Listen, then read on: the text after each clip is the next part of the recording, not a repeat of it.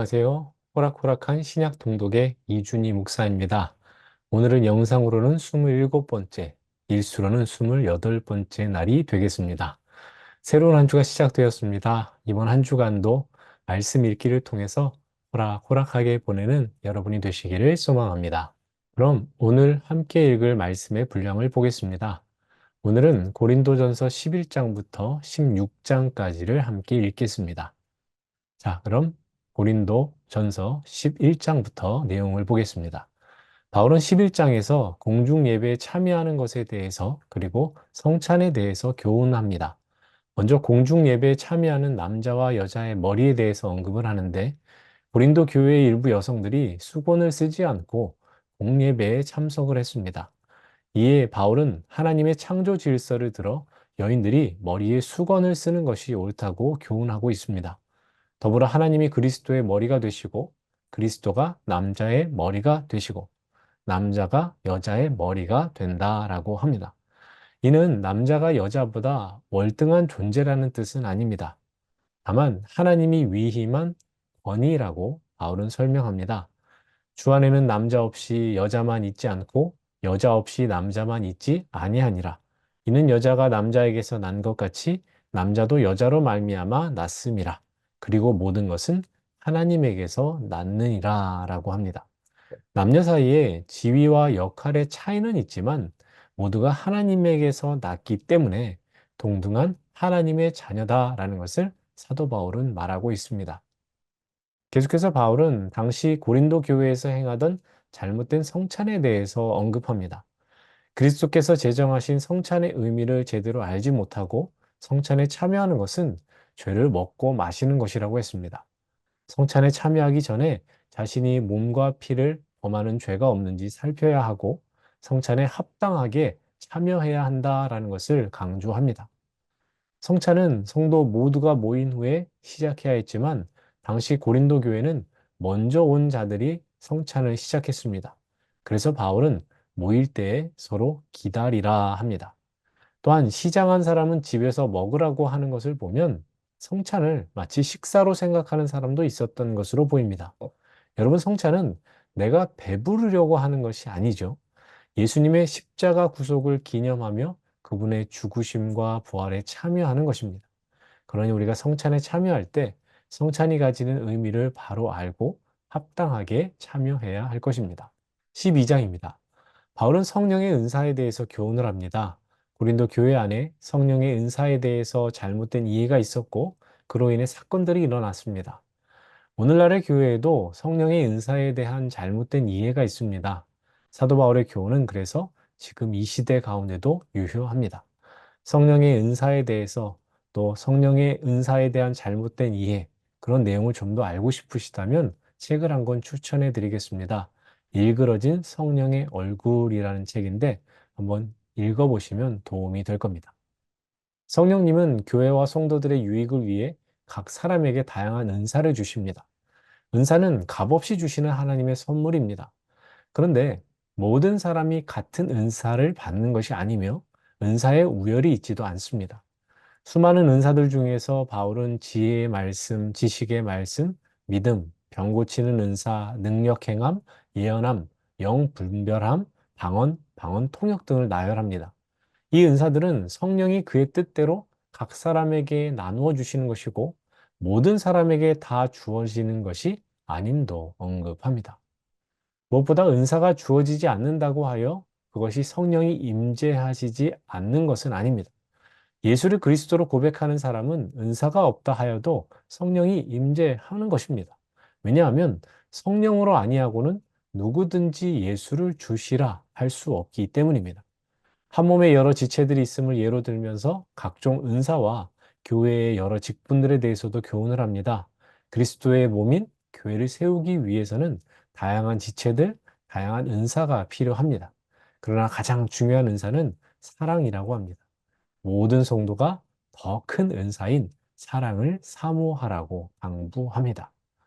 13장입니다. 13장의 별명은 사랑장입니다. 내가 천사의 말을 한다 해도 라는 찬양에도 이 말씀이 그대로 가사로 쓰여 있죠. 바울은 앞선 12장에서 각종 은사의 종류와 은사를 주시는 목적에 대해서 설명했습니다. 그러면서 더욱 큰 은사인 사랑을 사모하라고 하였는데 13장에서 바로 그 사랑에 대해서 말하는 것입니다. 아무리 많은 은사, 큰 은사가 있어도 사랑이 없으면 아무 소용이 없다고 합니다. 사랑이 없으면 교회의 덕을 세우지 못하기 때문입니다. 고린도 교인들은 자기가 받은 은사로 다른 이들을 섬기는 것이 아니라 우열을 가리며 자랑하기 바빴습니다. 그리고 이것이 분쟁의 원인이 되었습니다. 바울은 이런 모습을 책망하며 사랑으로 하나 될 것을 권면합니다. 바울은 믿음, 소망, 사랑 이 세 가지는 항상 있을 것이지만 그 중에 제일은 사랑이라는 것을 분명히 선포합니다. 14장입니다. 바울은 이제 방언과 예언에 대해서 이야기를 합니다. 고린도 교회에는 외적으로 신비스럽게 보이는 방언을 최고의 은사로 여기고 다른 은사를 무시하는 사람들이 있었습니다. 이에 바울은 방언과 예언을 비교하면서 모든 은사는 교회 전체의 덕을 위해 주어진 것이기에 방언보다는 예언이 더 사모해야 할 은사라고 합니다. 방언은 알아듣는 이가 없으면 소용이 없다고 합니다. 방언 통역을 하지 않으면 공동체에 아무 유익이 없기에 방언하는 사람은 통역의 은사를 위해 기도하라고 하였고, 통역하는 자가 없는 교회에서는 잠잠하고 혼자 있을 때 방언으로 말할 것을 권면합니다. 교회에서는 1만 마디의 방언보다 남을 가르치기 위한 5마디의 말이 더 소중하다고 합니다. 물론 예언도 공동체의 덕을 세우는데 사용되어야 하는 것입니다.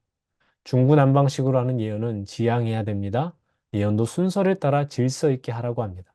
이는 예언이나 방언을 주신 하나님이 어지러운 무질서의 하나님이 아니라 화평의 하나님이시기 때문입니다.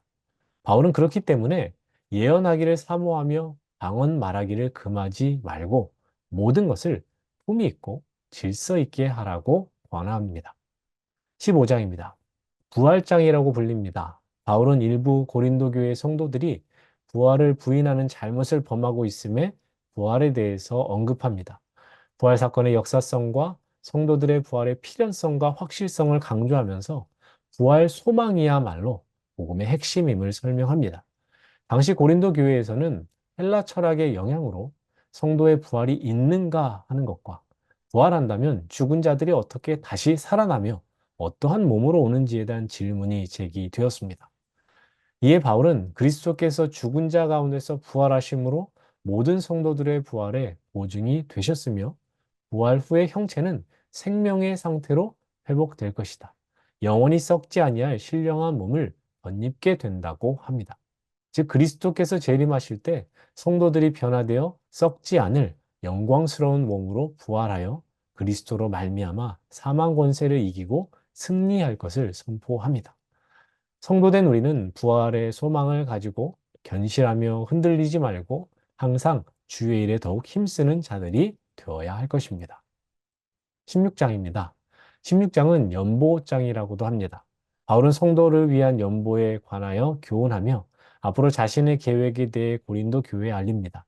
갈라디아 교회와 고린도 교회에게 주일 공 갈라디아 교회와 고린도 교회에게 주일에 공예배로 모일 때 자신의 수입에 따라 전도와 구제를 위해 헌금하라고 합니다.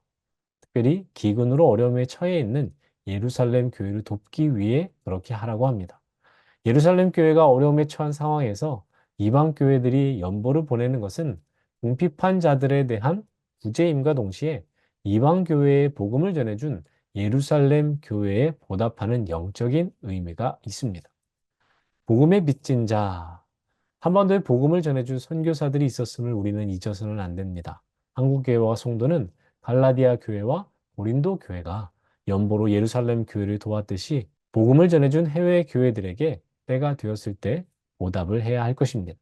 마지막으로 믿음의 동역자 디모데, 아볼로, 스테바나에 관한 추천을 하고 마지막 인사 그리고 축도로 편지를 마무리합니다. 그럼 이제 함께 암송할 말씀 보겠습니다. 고린도전서 15장 58절입니다. 그러므로 내 사랑하는 형제들아 견실하며 흔들리지 말고 항상 주의 일에 더욱 힘쓰는 자들이 되라. 이는 너희 수고가 주 안에서 헛되지 않은 줄 알미라. 그러므로 내 사랑하는 견실하며 흔들리지 말고 항상 주의 일에 더욱 되라. 이는 너희 수고가 주 안에서 아는 줄 알미라. 그러므로 형제들아 견실하며 항상 더욱 힘쓰는 자들이 되라. 이는 주 안에서 헛되지 않은 줄 알미라. 그러므로 내 사랑하는 형제들아 견실하며 흔들리지 말고 항상 주의 일에 더욱 힘쓰는 자들이 되라.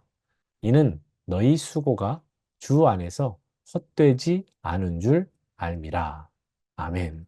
이 시간은 여러분의 통독 가운데 기쁨과 즐거움을 드리는 호락호락한 퀴즈, 호퀴즈 시간입니다.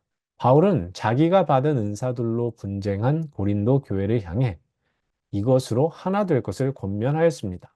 더욱 큰 은사라고 한 이것은 무엇인가요? 1번 사탕, 2번 사막, 3번 사슴, 4번 사심, 5번 사랑. 오늘 제가 준비한 영상은 여기까지입니다. 영상 잘 보셨다면 언제나 그렇듯이 말씀 읽으시고 암송하시고 퀴즈 푸신 다음에 저에게 출석 문자 보내주시면 감사하겠습니다. 그럼 저는 내일 아침 새로운 영상으로 여러분들 찾아뵙도록 하겠습니다. 오늘도 우리는 신약으로 호락호락 합니다. 감사합니다. 내가 능히 이겨내